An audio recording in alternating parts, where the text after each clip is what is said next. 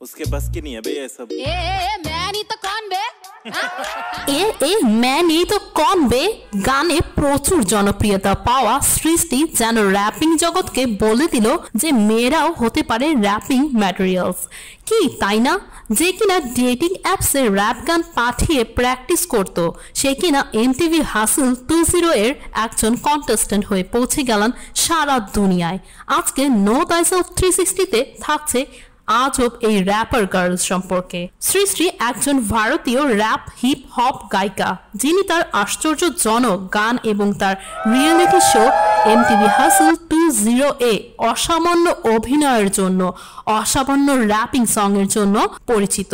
সৃষ্টি তাহলে মুম্বাইয়ে জন্মগ্রহণ করেন। তার বয়স 23। তিনি মহারাষ্ট্রের পশ্চিম মেরাদের ইংরেজি জাতীয় মাধ্যমিক বিদ্যালয়ে পড়াশোনা করেছেন। শুরুতে সৃষ্টি লেখালেখি করতেন, তারপর লিখতে লিখতে তার মনে হয়েছে তিনি র্যাপও করতে পারেন। শুরুতে তিনি আজবভাবে র্যাপিং এর প্র্যাকটিস শুরু করেন। তিনি এর জন্য বেছে নেন ডেটিং অ্যাপ। সেখানে তিনি লোকজনকে তার র্যাপের গানগুলো পাঠাতেন। সেখানে একজন তাকে বলে ওঠে, তুমি এমটিভি হাসল তো যাচ্ছ না কেন? যেই শোনা সেই কাজ। চলে এলেন এমটিভি হাসলে। সৃষ্টির আরেকটি গানে জানা যায় তার ছোটবেলায় শারীরিকভাবে অত্যাচারের শিকার হওয়ার কথা। গানটি হলো মেরে বাচপন কাহা গায়া ওয়ে।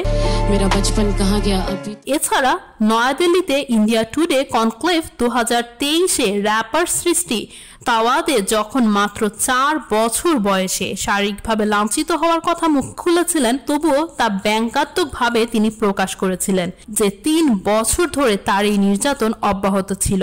সেই সময় তার কাজের মেয়ে বাড়ির বেশ কয়েকটি পাত্র ব্যবহার করেছিল তাকে মারতে।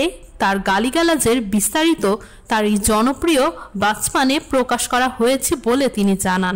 তবে সৃষ্টি তাওয়াদে কি এলিমিনেট হয়েছেন? প্রশ্নের উত্তর হ্যাঁ, তিনি বাদ পড়েছিলেন। তবু এমটিভি হাসলে 20 এর মাধ্যমে আজ তাকে অনেকেই চেনে। তার গান मैं नहीं तो कौन বে মানুষের মুখে মুখে। তার এই পথ মোটেই সোজা ছিল না, মেয়ে হয়ে তো আরও নয়। অনেক সময় তাকে মঞ্চেই কাঁদতে দেখা গেছে। তবুও কিছু জিনিস মানুষের হাতে থাকে না, তেমন সৃষ্টির এলিমিনেট হওয়াটাও ছিল। তার যাত্রা এখানেই তবে শেষ নয়। সম্প্রতি সে কোক স্টুডিও ভারতে নারীদের কাজ, শক্তি ও তাদের বিশ্বাসকে কেন্দ্র করে একটি গানে র্যাপ করেছেন। গানটি মারাঠা ভাষায় গাওয়া হয়েছে। বায়ো গানটিও তার অত্যন্ত সাড়া ফেলেছে। সৃষ্টির মোট সম্পদ এখন 1 মিলিয়ন। সত্যি মুম্বাইয়ের এই মেয়েটি সকলের মন জয় করে নিয়েছে। তবে আজ এটুকুই, সৃষ্টি এর র্যাপিং গান গাওয়া আপনাদের কেমন লাগে দর্শক? র্যাপ গান কি শুধু ছেলেদের জন্য? আপনাদের মতামত চাই।